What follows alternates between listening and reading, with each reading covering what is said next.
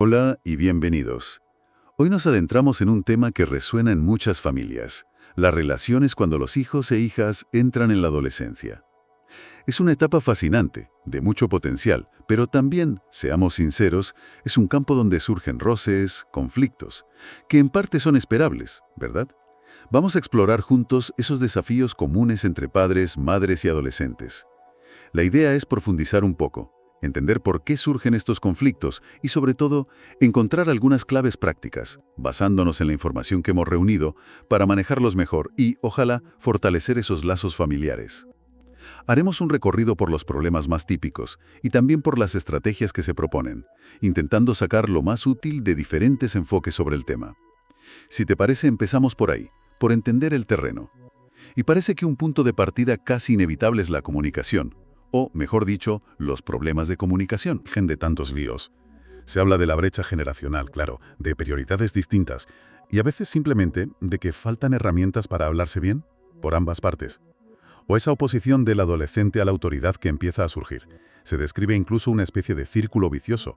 Mala comunicación, que lleva a veces a tirar demasiado de castigos, por ejemplo, eso crea distancia, y la distancia puede hacer que se refuercen justo las conductas que querías evitar. Una espiral un poco complicada. Exactamente. Y es que es vital entender por qué la comunicación tiene que cambiar en esta etapa. El adolescente está en plena búsqueda de identidad. Es un proceso de explorar, de dudar. Y eso, lógicamente, choca con las formas de autoridad que funcionaban antes. Ya no hablas con un niño que acepta las cosas sin más. Ahora tienes delante a alguien que necesita negociar su sitio, que se pregunta constantemente ¿quién soy? ¿Qué quiero? La comunicación tiene que reflejar eso, validar esa necesidad de un trato distinto. Entendido. Y ligado a esa búsqueda de identidad, de autonomía, pues aparecen los problemas de convivencia, el desafío a las normas de casa. Los ejemplos son los de siempre. El desorden, la higiene que a veces flojea, no colaborar con las tareas, con los hermanos, o esa apatía ante cosas de la familia. Y claro, el desafío a la autoridad, saldarse los horarios de llegada, lo típico. También se mencionan cosas más serias, aunque de pasada, como irse de casa o juntarse con gente desconocida, que ya son señales de alerta mayores. Y es interesante ver cómo ese desafío a las normas conecta con cosas propias de la edad. La impulsividad, por ejemplo, el cerebro aún se está desarrollando en las áreas de control, de planificación, y les cuesta centrarse en objetivos más abstractos como colaborar por el bien de la familia. A eso le sumas el impulso natural de buscar independencia, de probar los límites. Si solo impones normas, sin hablar, sin explicar, lo normal es que generes más rebeldía. Ahí está el meollo.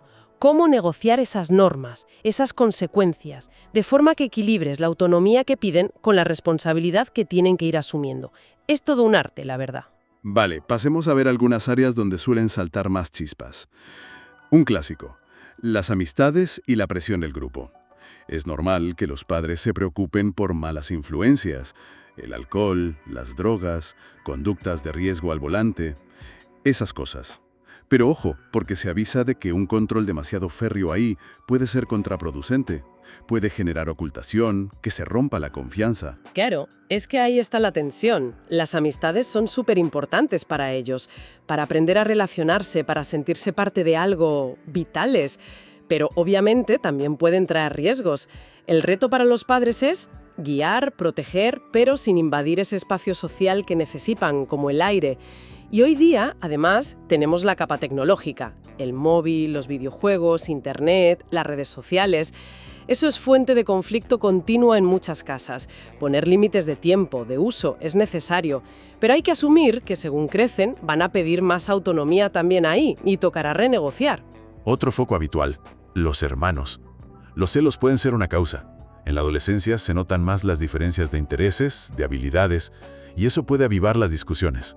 Ahí el papel de los padres es muy delicado, pero clave. No es solo que cada hijo se sienta querido igual, que también es gestionar esas dinámicas para que no sientan que hay favoritismos y sobre todo es enseñarles a resolver sus propios roces de forma constructiva. Cómo gestionan los padres esas peleas entre hermanos les enseña mucho sobre relaciones. Impacta en todo el ambiente familiar. Hay que intervenir, pero con cabeza. Hablemos de estudios. Las expectativas académicas. El conflicto puede venir por dos lados, ¿no? O bien baja el rendimiento del chaval o la chavala, y las causas pueden ser mil. Inseguridades, autoestima baja, problemas para encajar, o la presión del grupo anti-empollón, o bien son las expectativas de los padres, las que son demasiado altas o muy rígidas, sin tener en cuenta las capacidades reales o los intereses del hijo. Es que hay que entender que la adolescencia lo cambia todo. Lo social, lo emocional, lo físico y, claro, también lo académico. El rendimiento no va por libre. Está súper conectado con esa búsqueda de identidad. ¿Qué se me da bien? ¿Qué quiero hacer después? Con los planes de futuro. Y súmale los cambios de humor, las hormonas, que pueden afectar a la concentración, a las ganas de estudiar. Todo está conectado. Presionar solo en las notas sin ver el resto suele servir de poco. Y siguiendo con el futuro, la elección de carrera, de profesión, también puede ser un campo de batalla. Aunque parece que hoy hay más flexibilidad, todavía quedan modelos de padres que intentan marcar mucho el camino, a veces por sus propias expectativas no cumplidas. Claro, porque definir ese futuro es una de las grandes tareas de la adolescencia y para definirse a veces necesitan oponerse. Es una forma de diferenciarse. Se sienten ya mayores para decidir, aunque todavía necesiten guía, límites. Y esa tensión puede ser muy difícil para los padres. Les desafía constantemente. Por eso es tan importante que entiendan que esa rebeldía no siempre es algo personal contra ellos, sino parte de un proceso. Entender la etapa ayuda a llevarlo mejor. Bien, creo que hemos dibujado un mapa bastante claro de por dónde suelen ir los tiros en los conflictos. Pero claro, entenderlo es una cosa. La pregunta del millón es, ¿y ahora qué? ¿Cómo se maneja todo esto? Las distintas perspectivas apuntan a varias estrategias clave. Y la primera nos lleva de vuelta al principio. A la comunicación. Pero no una comunicación cualquiera. Hablamos de fomentar que sea abierta, sincera y sobre todo de practicar la escucha activa. Crear un ambiente en casa donde el adolescente sienta que puede hablar de lo que le preocupa, de sus miedos, de sus ilusiones, sin que le caiga encima un juicio o un sermón al instante. Un espacio seguro. Y la base para eso, supongo, es la confianza. Exactamente. La comunicación honesta construye confianza. Y la confianza es el pilar de cualquier relación sana. Si se rompe es cuando aparecen los problemas de control excesivo por un lado o de ocultación y desafío por el otro. Y esto conecta con lo que decíamos de adaptar la crianza. Asumir que la relación ha cambiado, que ya no es un niño y que hay que buscar formas de hablar más horizontales, más de igual a igual, negociando. Hablando de negociar, otra idea clave que sale mucho es la de poner límites. Pero límites claros, que se entiendan, y si puede ser, hablados con ellos. Explicar por qué se pone una norma, qué sentido tiene, ayuda mucho a que no se rebelen porque sí. Y, fundamental, ser coherentes. Si las normas van y vienen según nos dé, pierden toda fuerza. Totalmente de acuerdo. Se trata de respetar esa necesidad de autonomía que es cada vez mayor, pero a la vez darles la estructura que todavía necesitan. Es un equilibrio. Y dentro de esto es crucial respetar su intimidad, su espacio, su habitación, sus cosas, sus conversaciones. Meterse ahí es una forma rapidísima de cargarse la confianza y generar mucho rencor. Hay que supervisar, sí, pero sin espiar. Otra herramienta que se destaca es la empatía. Hacer el esfuerzo de ponerse en su lugar, intentar entender qué sienten, por qué reaccionan como reaccionan, aunque nos parezca exagerado o ilógico. Quizá recordar cómo éramos nosotros, aunque bueno, cada generación es un mundo, claro. La empatía es lo que nos ayuda a no escalar los conflictos, a mantener la calma, a no saltar a la primera. Implica hablarles con respeto, con un tono sereno, incluso cuando estamos en desacuerdo. Se trata de crear un clima de respeto mutuo donde su opinión también cuenta, se escucha, aunque la decisión final sea de los padres. Ser coherentes y respetuosos invita a la cooperación. Y junto a la empatía, ser un modelo. Nuestro comportamiento es lo que ven. Mostrar madurez, reconocer si nos equivocamos como padres, pedir perdón si hace falta. Eso tiene un peso enorme. Sin duda, eso no solo fortalece el vínculo, les enseña muchísimo sobre responsabilidad, sobre cómo manejar errores. Es muy potente. Y por supuesto, si la cosa se pone muy difícil, si los conflictos son muy fuertes, si la convivencia se resiente mucho, buscar ayuda profesional, como una terapia familiar, es una opción muy válida y a veces necesaria. También se dan algunas pautas más concretas para temas delicados. Por ejemplo, las drogas. Se sugiere hablar claro del tabaco, del alcohol, de otras sustancias, explicar los riesgos reales, cómo afectan al cerebro, la dependencia, los problemas sociales, pero sin caer solo en el miedo o el alarmismo. A veces, contar alguna experiencia cercana, con cuidado, puede ser útil. Si se abren a hablar, acompañar desde la prevención, no desde el interrogatorio. También se insiste en estar en contacto con el instituto, con los tutores, hablar de vez en cuando. Así se pueden detectar pronto problemas de faltas, bajones de notas o si le pasa algo con los compañeros que no cuenta en casa. Y sobre el ocio, las salidas, que preocupan mucho, pues poner horarios claros, razonables para su edad, y observar un poco cómo llegan a casa, sí, pero sin agobiar.